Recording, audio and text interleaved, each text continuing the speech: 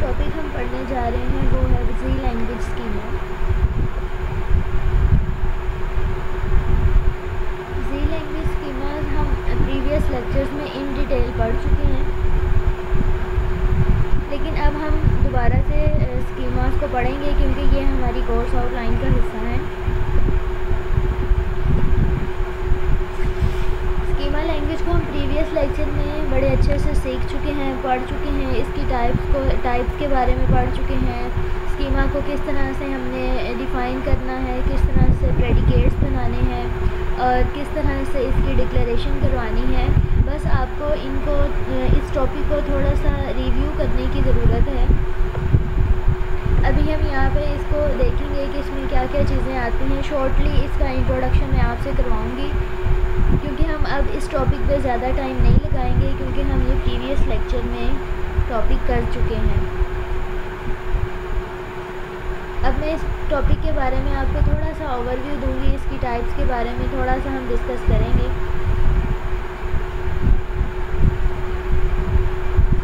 चलें शुरू करते हैं। Schemas. In this term schema use lot of area. Schema को हम डिफरेंट एरियाज़ में यूज़ करते हैं। अगर हम फॉर्मल लैंग्वेज से बाहर आएँ, अपने कोर्स से बाहर आएँ, तो इसको हम डेटाबेस मैनेजमेंट सिस्टम में भी यूज़ करते हैं, इसको डिफरेंट फील्ड में यूज़ कर रहे हैं। तो अब हम ये जानना चाह रहे हैं कि बेसिकली स्कीमास क्या होते हैं। अकॉर्डिंग टू नॉर्मल डेफिनेशन, मतलब नॉर्मली हम ये कहते हैं कि स्कीमास हमारे पास schemas is actually logical representation of data. अपने डाटा को लॉजिकल रिप्रेजेंट करने के लिए हम स्कीमा लैंग्वेज को यूज़ करते हैं। अब हमारे पास आ जाती है G notation. G notation there are two language, mathematic language and schema language. अब हमारे पास जो जी नोटेशन है वो टू लैंग्वेजेस में डिवाइड है। नंबर 1 इज़ मैथमेटिकल लैंग्वेज और नंबर 2 इज़ स्कीमा लैंग्वेज। ठीक है, और आज का जो हमारा फोकस है वो स्कीमा लैंग्वेज पर है। थोड़ा सा मैं आपको ये एक्सप्लेन करती चलूँ कि स्कीमा लैंग्वेज जब हमने प्रीवियस लेक्चर्स में पढ़ा था तो इससे पहले हमने कुछ मैथमेटिकल नोटेशन, अलजेब्रिक स्पेसिफिकेशंस के बारे में पढ़ा था। तो काइंडली आप उन सब चीज़ों को रिवाइज़ कर लीजिएगा। देन हम जब आप ये लेक्चर सुनेंगे तो ये स्कीमास को समझना आपके लिए ज़्यादा आसान होगा।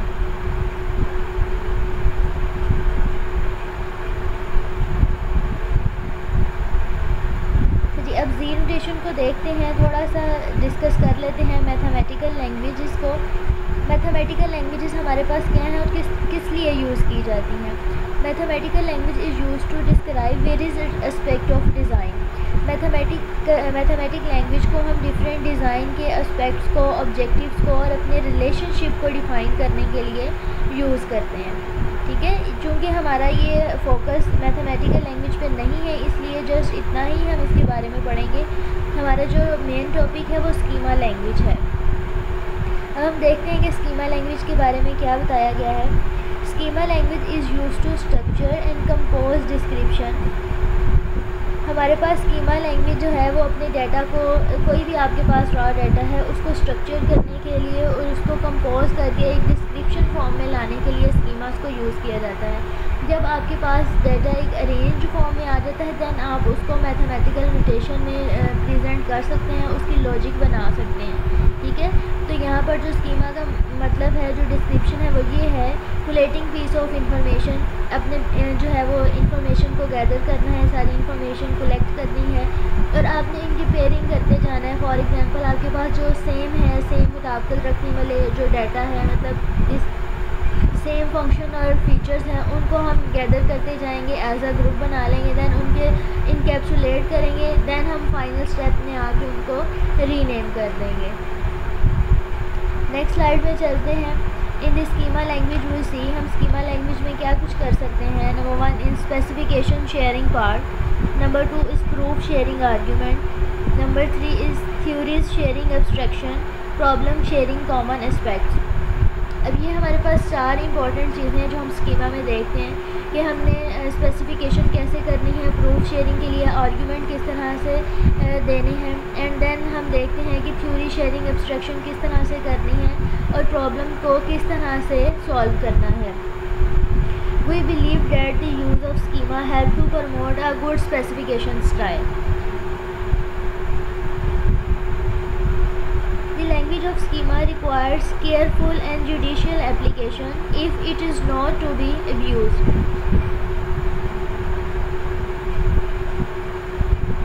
We should take care to develop simple theories and to use schema to represent them in an comprehensive fashion.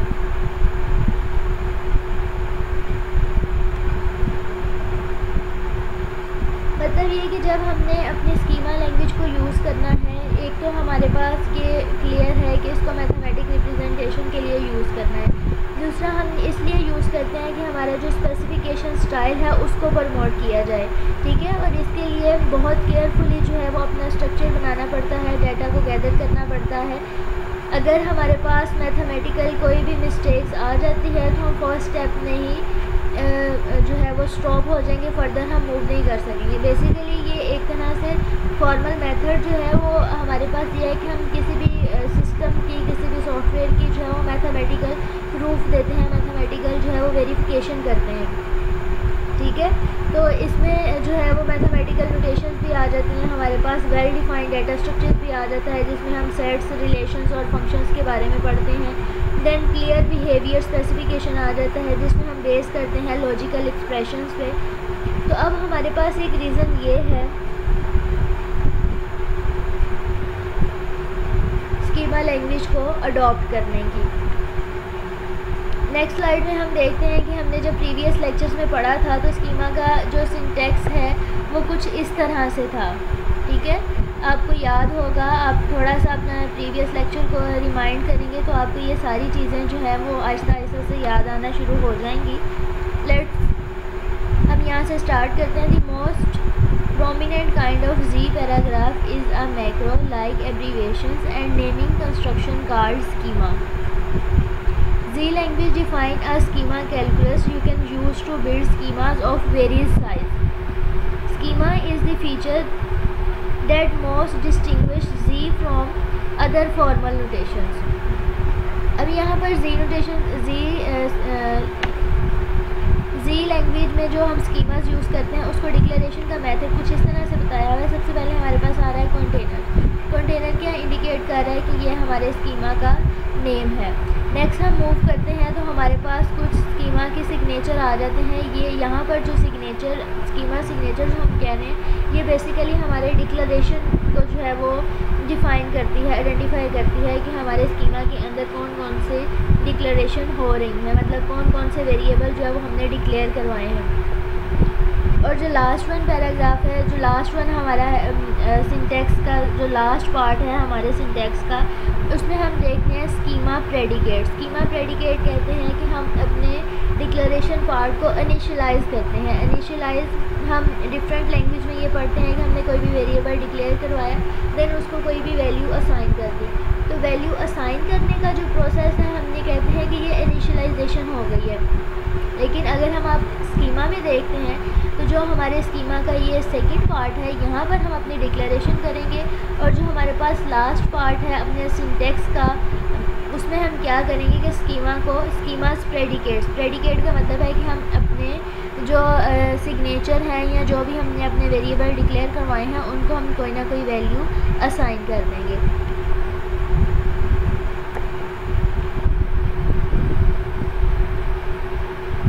Next one हम देखते हैं जो स्कीमा कंसिस्ट ऑफ 2 पार्ट। हमारे पास जो स्कीमा है वो 2 पार्ट्स में डिवाइड किया गया होता है। Number 1 a declaration of variable.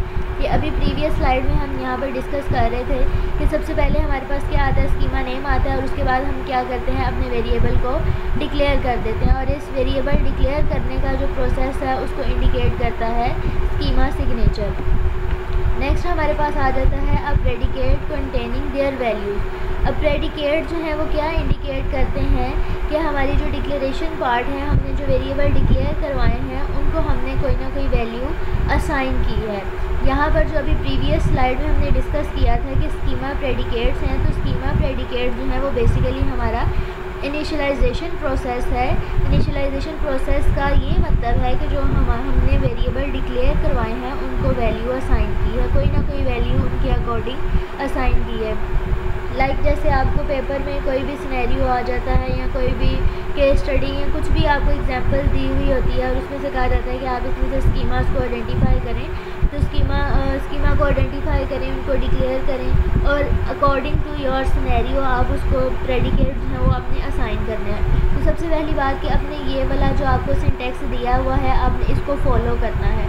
जब आपने इसको फॉलो करना है तो आपके माइंड में 3 चीज़ें आनी चाहिए कि आपने स्कीमा नेम बताना है, स्कीमा की जो सिग्नेचर है, जो आपने वेरिएबल डिक्लेयर करने हैं उनको आपने डिफ़ाइन करना है, और थर्ड वन आपने उसको इनिशियलाइजेशन करनी है, मतलब प्रेडिकेट कोई ना कोई वैल्यू असाइन करनी है।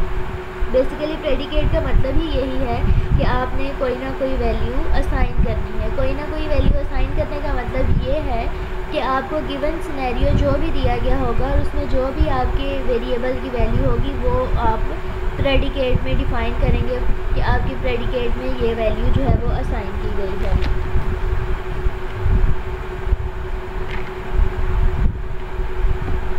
नेक्स्ट देखते हैं जी। अब ये हमारे पास है we can write the text of a schema one of two form. हम जो स्कीमा का सिंटेक्स जो है अभी प्रीवियस स्लाइड में हम डिस्कस कर रहे हैं, तो बेसिकली जो स्कीमा का सिंटेक्स है उसको हम 2 वे से डिस्क्राइब कर सकते हैं। Number 1 horizontal and number 2 is vertical. वही चीज़ें हॉरिजेंटल भी आएंगी और वही चीज़ें वर्टिकली भी आएंगी, लेकिन डिफरेंस कहाँ पर आ जाएगा, इनका थोड़ा सा जो स्ट्रक्चर है वो चेंज हो जाएगा। अभी हम नेक्स्ट देखते हैं स्लाइड में कि हमारा जो स्ट्रक्चर है वो किस तरह से चेंज होगा। In horizontal form the declaration and predicate are separate by a vertical bar. अब यहाँ पर वो ये कह रहा है कि जब आप हॉरिजेंटल फॉर्म में अपना स्कीमा जो है वो डिस्क्राइब करेंगे या डिफ़ाइन करेंगे तो इसमें आप डिक्लेरेशन और प्रेडिकेट को सेपरेट कैसे करेंगे, वर्टिकल बार से। And this schema text is delimited by the bracket, और आप इसको क्लोज किससे करेंगे, ब्रैकेट से। ये हमारे पास एक फॉर्म आ गई जिसको हम कह रहे हैं कि हमारे पास ये हॉरिजॉन्टल फॉर्म है। अब हम देखते हैं कि वर्टिकल फॉर्म में हम अपने स्कीमा को किस तरह से लिख सकते हैं। देखें, इसको थोड़ा सा मैं दोबारा से रिकॉल करती हूँ कि स्कीमा का जो सिंटेक्स है वो किस तरह से है। सबसे पहले आपने स्कीमा का नेम बताना है, उसके बाद आपने स्कीमा के जो वेरिएबल है डिक्लेयर करने हैं जिसको आप कहते हैं स्कीमा सिग्नेचर, और थर्ड वन आपने प्रेडिकेट का मतलब ये है कि आपने वैल्यू असाइन करनी है। अब यहाँ पर जो आपने डिक्लेरेशन और प्रेडिकेट है इन दोनों को सेपरेट करना है, ठीक है। अब जब आप नेक्स्ट आते हैं तो आपके पास स्कीमास के 2 पार्ट्स हैं, आप उसको वर्टिकल भी कर सकते हैं और उसको आप हॉरिजॉन्टल भी कर सकते हैं। जब आप अपने स्कीमा का जो सिंटेक्स है वो हॉरिजॉन्टल फॉर्म में चूज़ करते हैं तो फिर आप डिक्लेरेशन और प्रेडिकेट को सेपरेट करते हैं एक वर्टिकल बार से। अब नेक्स्ट देखते हैं कि हम वर्टिकल में किस तरह से कर सकते हैं। In the vertical form the declaration and predicate are separated by a horizontal bar. अब हम वर्टिकल की बात कर रहे हैं तो वर्टिकल में हमारे पास डिक्लेरेशन भी आनी है और प्रेडिकेट वैल्यूज़ भी आनी है। अब इन दोनों को सेपरेट भी करना है और इनको सेपरेट करने के लिए हम क्या करेंगे, हॉरिजॉन्टल बार यूज़ करेंगे और देन इसको क्लोज कर देंगे इनकी क्लोज ब्रैकेट से। नेक्स्ट फर्दर मूव करते हैं तो यहाँ पर हमारे पास एक एग्जांपल है। अगर आप थोड़ा सा प्रीवियस लेक्चर को रिकॉल करें तो हमने ये कंसर्न हाल की एग्जांपल पढ़ी थी जिसमें हमने ये कहा था कि हमारे पास एक सॉफ्टवेयर है जिसमें हॉल में जितनी भी एक्टिविटीज़ हो रही हैं वो सारी जो है इसमें इंसर्ट की जा रही हैं। एक कॉन्सर्ट हॉल है उसमें हमारे पास डिफरेंट चेयर्स हैं, ठीक है, और जितनी भी हमारे पास चेयर्स हैं उसमें हमने कुछ कंडीशंस लगाई थी। वो कंडीशंस हमारे पास क्या थी कि जितने भी हमारे पास चेयर्स हैं, नंबर ऑफ़ चेयर्स हैं वो हमारे सॉफ्टवेयर में इंस्टॉल हैं और हमारा जो सॉफ्टवेयर है वो इन सारी चीज़ों को जो है वो ट्रैक कर रहा है। उसमें सारी चीज़ें जो है वो अपडेटेड सॉफ्टवेयर है, उसमें सारी चीज़ें जो है वो इंस्टॉल हैं।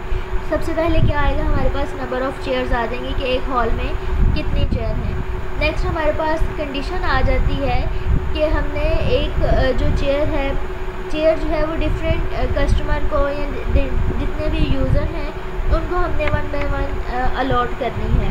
अब यहाँ पर हमारे पास कंडीशन क्या आ रही है कि आपने एक चेयर जो है वो एक ही पार्टिसिपेंट को देनी है, आप एक चेयर दो पार्टिसिपेंट को नहीं दे सकते। ये सारी चीज़ें जो है ऑलरेडी हमने अपने सिस्टम में जो है वो डिफ़ाइन की हुई है और हमारा सिस्टम जो है वो इसी के अकॉर्डिंग वर्कआउट कर रहा है। अब अगर आप पहली एग्जांपल में देखें तो इसमें हम क्या कर रहे हैं कि सिंपल अपने जो है स्कीमास को डिफ़ाइन कर रहे हैं कि इसमें हमारे पास स्कीमास कौन कौन से हैं। तो अगर आप इस एग्जांपल को देखें, a concert hall use a software system to keep track of booking for performance inside the hall is a certain amount of seats, ठीक है, some or all of which may be made available to customer for a given performance, ठीक है। अब यहाँ पर हमारे पास क्या है कि जो चेयर्स हैं वो मे भी हम पार्टिसिपेंट को अलॉट कर दें और मे भी हम पार्टिसिपेंट को अलॉट ना करें। और अलॉट हम उसी सूरत में कर सकते हैं अगर हमारे पास नंबर ऑफ़ चेयर्स जो है वो अवेलेबल है। अगर हमारे पास नंबर ऑफ़ चेयर्स ही कम हो गई हैं, फॉर एग्जांपल हमारे पास 10 चेयर्स हैं और हमारे पार्टिसिपेंट जो है वो 12 हो गए हैं, तो हम उनको जो 2 रह गए हैं रिमेनिंग, उनको हम चेयर्स जो है वो अलॉट नहीं कर सकते, ठीक है। इसलिए जो काउंट है वो भी बहुत इम्पॉर्टेंट है। At this level of structure we have no need to consider the representation of seats and customer, so we introduce them as given sets. तो सबसे पहले हम क्या करेंगे कि इसमें से अपना सेट बना लेंगे कि हमारे पास क्या इंपॉर्टेंट चीज़ें दो आ रही हैं। नंबर 1 इज़ सेट और नंबर 2 हमारे पास कस्टमर, इनका हम एक सेट बना लेंगे। अब नेक्स्ट मूव करते हैं। तो नेक्स्ट हमारे पास क्या है जी, a box office maintain a record of which seat have been sold. अब हमारे पास एक बॉक्स ऑफिस है जिसमें रिकॉर्ड मेंटेन है कि कितनी सीट जो है वो सोल्ड हो गई हैं एंड होम और किसको की है। जिस तरह अभी हमने पढ़ा है कि हमारे पास जो चेयर्स हैं उनका सारा रिकॉर्ड बनता जा रहा है कि एक चेयर जो है वो एक ही कस्टमर को देनी है या एक ही जो पार्टिसिपेंट है उसको अलॉट करनी है। एक चेयर जो है वो आप 2 पार्टिसिपेंट को अलॉट नहीं कर सकते। तो यहाँ पर जो फर्स्ट वाली लाइन है वो ये इंडिकेट कर रही है कि जो बॉक्स ऑफिस है उसमें रिकॉर्ड मेंटेन है कि सीट जो है वो किसको सोल्ड की है और कितनी सीट जो है वो which seat have been sold and to whom, कि कितनी सीट जो है वो सोल्ड हो गई हैं और किसको सोल्ड की है।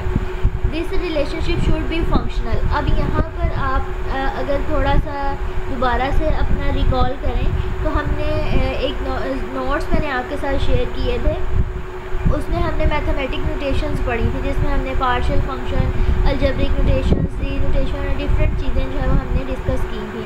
वो यहाँ पर अब आपने दोबारा से उनको रिकॉल करना है, एक दफ़ा से रिवाइज़ करना है, देन आप स्कीमा पर जो है वो आसानी से काम कर सकते हैं। अब हमारे पास फंक्शन जो है वो क्या बन रहा है, no seat can be sold to different customer. अब हम ये जस्ट सिंपल बात कर रहे थे कि जो 2 सीट्स हमारे पास हैं वो हमारे पास जो एक सीट है वो 2 कस्टमर को हम सेल नहीं कर सकते। तो जब हमने इसको मैथमेटिकल रिप्रेजेंट करना है तो उसको किस तरह से करेंगे, लाइक सोल्ड हमारे पास ये मैथमेटिकल नोटेशन आ गई है और ये इंडिकेट कर रही है सीट्स को। और सीट्स जो है वो हमें यहाँ पर ये हमारा पार्शियल फंक्शन है, पार्शियल फंक्शन इंडिकेट कर रहा है कस्टमर को। यहाँ पर इसको डिफ़ाइन करने का क्या मतलब है, ये क्या डिस्कस कर रहा है कि ये जो हमारे पास ये सिंबल है, ये सिंबल जो हमें शो हो रहा है लाइक ई, लेकिन ये मैथमेटिकल जो है हमारे पास सिंबल है, ये हमें शो करता है सेट ऑफ मेंबरशिप को शो करता है कि एक सेट है, फॉर एग्जांपल एक्स सेट है और एक्स के अंदर 1 to 10 काउंटिंग है और मैं ये सपोज करती हूँ कि 5 मैंने चूज़ कर लिया है, तो 5 जो है वो मेंबरशिप को शो करेगा कि जो एक्स सेट है उसका मेंबर है 5। इसी तरह से जो सीट सोल्ड है वो क्या है, सेट मेंबरशिप है सीट्स की। और यहाँ पर हमारे पास जो है वो पार्शियल फंक्शन है जो कि इंडिकेट कर रहा है कस्टमर को। अब यहाँ पर जो पार्शियल फंक्शन है वो क्या इंडिकेट करता है, अगर आपको याद हो तो पार्शियल फंक्शन क्या है हमारे पास, some member of X are paired with a member of Y.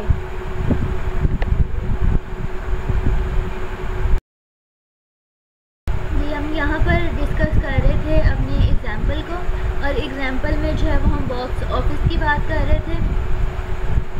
Box office में हमारा रिकॉर्ड मेंटेन होता है और रिकॉर्ड मेंटेन क्या हो रहा है कि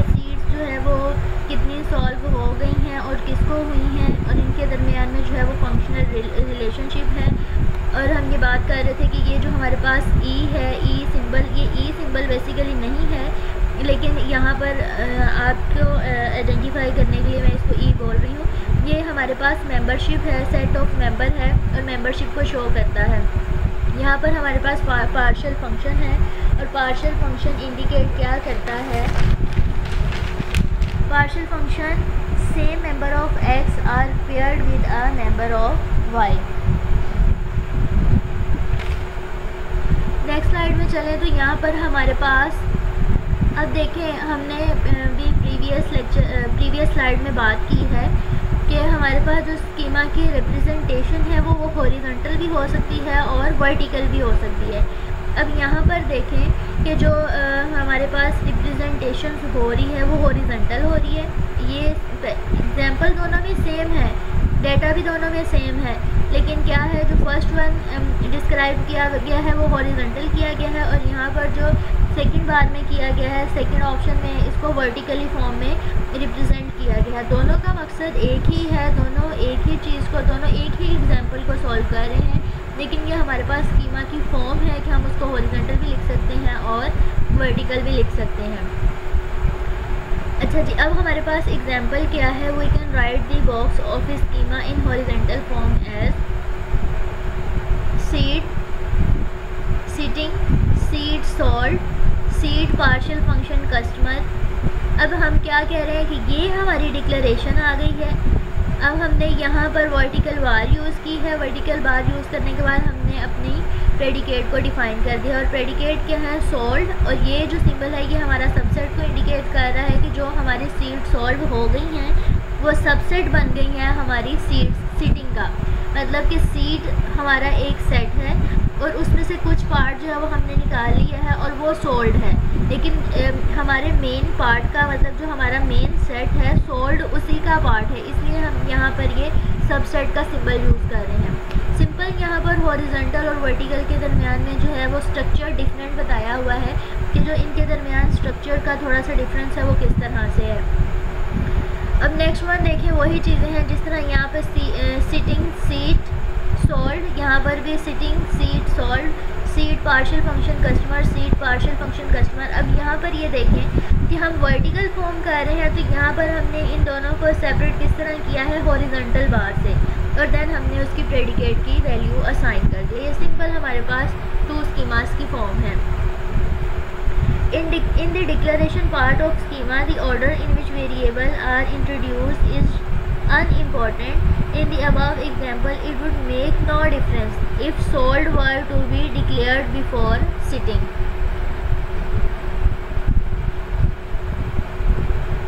नेक्स्ट हमारे पास फर्दर एग्जांपल्स आ रही हैं स्कीमास को सॉल्व करने की, स्कीमा को किस तरह से हम जो है प्रॉपर वे से सॉल्व कर सकते हैं।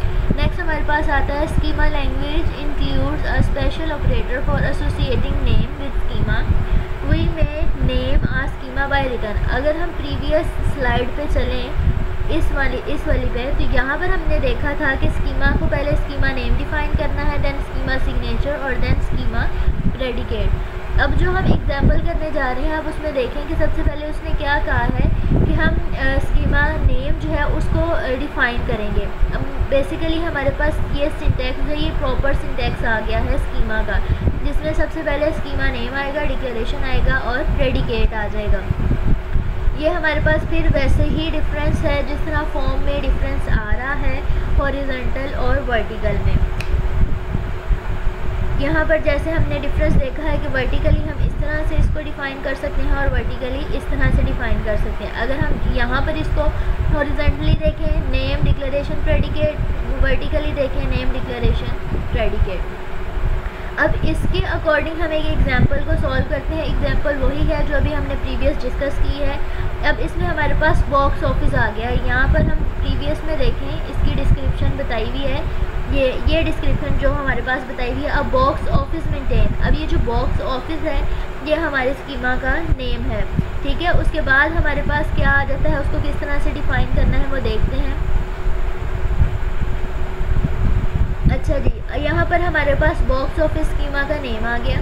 उसके बाद यहाँ पर भी वर्टिकल हॉरिजॉन्टल दोनों को देखते जाएं। उसके बाद हमारे पास सीटिंग आ गई, sheet solve, seats partial function, customer, ये सारी चीज़ें हमने इसी तरह से लिख दी, वर्टिकल में भी हॉरिजॉन्टल में, और उसके बाद हमने उसके प्रेडिकेट कर दिए। आई होप कि ये फंक्शनैलिटी जो है आपको बड़ी अच्छे से समझ आ गई होगी, क्योंकि ये हमने पहले भी डिस्कस की है और अब भी मैंने आपको एग्जाम्पल के थ्रू बार बार ये जो है समझाने की कोशिश की हुई है। फर्दर हम ये देखते हैं कि हमें स्कीमा की ज़रूरत ही क्यों पेश आई। ठीक है, एक्चुअली ये हमें थोड़ा पहले पढ़ना चाहिए था, लेकिन ये मुझे लगता है कि स्कीमा पढ़ने के बाद आप ज़्यादा अच्छे से इसको समझ सकते हैं कि हमें स्कीमा की ज़रूरत ही क्यों पेश आई, कि हम स्कीमा को यूज़ करें।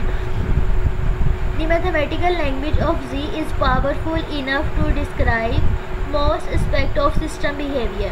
अब मैथमेटिकल लैंग्वेज ऑफ जी जो है हमारे पास एक पावरफुल लैंग्वेज है जो कि मैथमेटिकल एस्पेक्ट को, मैथमेटिकल बिहेवियर को, सिस्टम के बिहेवियर को जज करने के लिए यूज़ की जाती है। However the unstructured applications of mathematical soon result is description that are difficult to understand to avoid this. अच्छा, अब जो हमने फॉर्मल स्कीमा जी लैंग्वेज हम पढ़ रहे हैं, मैथमेटिकल लैंग्वेज, जी लैंग्वेज, स्कीमा, ये सारी चीज़ें जो है ये मैथमेटिकल फॉर्म है। ये अभी इंट्रोडक्शन में हमने ये पढ़ा कि ये सारी जो है वो लॉजिकल रिप्रेजेंटेशन को इंडिकेट करती हैं। लॉजिकली इसलिए इसको कन्वर्ट किया जाता है कि जो हमारे पास डिफ़िकल्टीज़ आ रही हैं, जो एरर आ रहे हैं, जो मिस हैंडलिंग हो रही है, उन सब को ओवरकम किया जाए। और नेक्स्ट वन हमारे पास आ जाता है must represent mathematical description is a sympathetic fashion explaining small parts in the smallest possible context and then showing how to fit the pieces together to make the whole। ये हमारे पास schema की जो है वो नीड है, ज़रूरत है कि हम स्कीमा को ही क्यों यूज़ करते हैं। फर्दर हमारे पास स्कीमास की कुछ टाइप्स आ जाती हैं और एब्रीवेशन आ जाती हैं। आपने इसको खुद रिवाइज़ करना है, और अगर आपको कोई इनकी टाइप्स में कुछ प्रॉब्लम आती है तो आप मेरे से कंसल्ट कर सकते हैं, आप मुझसे पूछ सकते हैं। अब हम यहाँ पे अपना आज का लेक्चर जो है वो वाइंड अप करते हैं और थोड़ा सा समराइज़ करते हैं कि हमने क्या पढ़ा है। हमने जी नोटेशन के बारे में पढ़ा है कि हमारे पास जी नोटेशन जो है वो दो तरह की है, मैथमेटिकल लैंग्वेज और schema language. Mathematical language used to describe various aspect of design like objects and relationship between them. Also schema language is used to structure and compose description, collating piece of information, encapsulate them and renaming them। then इसके बाद हमने पढ़ा है कि schema language को use कहाँ कहाँ किया जाता है, स्पेसिफिक शेयरिंग पेयर के लिए, प्रूफ शेयरिंग आर्ग्यूमेंट के लिए, थ्योरी शेयरिंग एब्स्ट्रक्शन के लिए, और लास्ट में हमने ये पढ़ा जी प्रॉब्लम शेयरिंग कॉमन एस्पेक्ट के लिए स्कीमा लैंग्वेज को यूज़ किया जाता है।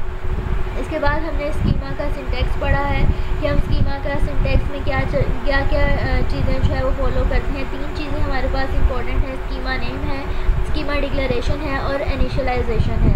ठीक है, इसके बाद हमने दो फॉर्म्स पढ़ी हैं स्कीमा की। दो फॉर्म हमारे पास कौन कौन से हैं, हॉरिजॉन्टल और वर्टिकल। हॉरिजॉन्टल और वर्टिकल में क्या डिफरेंस है, सिर्फ स्ट्रक्चर डिफरेंट है, बाकी चीज़ें उसमें हमारे पास जो डिक्लेरेशन है, हमारे जो प्रेडिकेट हैं वो दोनों में सेम आते हैं। और एट दी एंड हमने ये देखा है कि हमें स्कीमा की इम्पोर्टेंस क्या है, कि हम स्कीमा को ही चूज़ क्यों करते हैं। स्कीमा को चूज़ इसलिए करते हैं कि हम स्कीमा को सबसे पहले जो इंट्रोडक्शन देखा है उसमें हमने ये कहा है कि मैथमेटिकल रिप्रेजेंटेशन है। जब ये मैथमेटिकल रिप्रेजेंटेशन है तो इसको इसलिए चूज़ किया गया है ताकि हम एरर को अच्छे से हैंडल कर सकें, मिस हैंडलिंग जो हो रही है उसको ओवरकम करें, और जो हमारे पास कॉम्प्लेक्स सिस्टम आ रहे हैं उनकी कॉम्प्लेक्सिटी को कम किया जाए। And I hope you understood at all lecture. Thank you.